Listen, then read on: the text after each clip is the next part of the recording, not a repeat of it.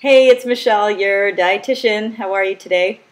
Let's talk a little bit about carbohydrates, proteins, and fats. And when you're trying to lose weight, how do you know how much of each to take in? All right, most people are looking at a diet based on how many calories they're taking in. Well, what research is showing is that it's not necessarily the calories, it's how much carbohydrates, proteins, and fats you're taking in that ratio. Okay, so what they're finding is if you keep the calories exactly the same and you mix up, you put someone on a low carb diet, a high carb diet, and then the other one being a higher carb, high fat diet.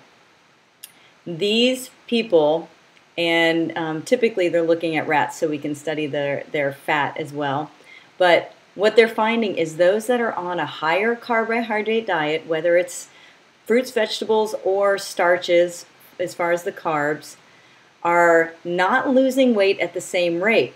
So in order to keep their weight at the same rate, they have to lower the calories for the high carb diets. Okay, stay with me. So a higher protein or a higher fat diet is losing weight faster than you would on a higher carb, low protein, lower fat diet.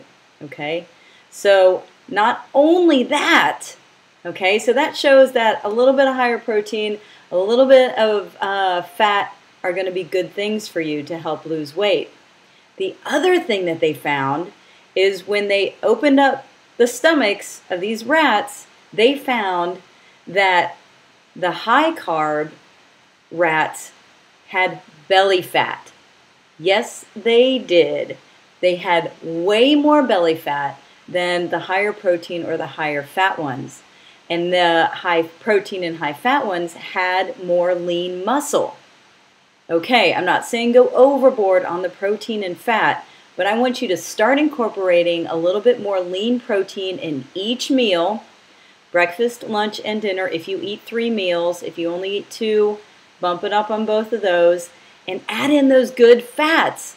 The medium chain triglyceride fats, meaning like the avocado, the olives, the olive oil, those types of things, nuts are going to be fantastic in helping you to lose the belly fat. Yes, it is. Okay, so that's a really fascinating way to look at the way you've been dieting, right? Check it out. Look at your ratios a little bit and see if you can't add in a little bit more protein, more fat, and lower the carb just a tiny bit. Check it out, and hopefully we'll lose some of that belly fat.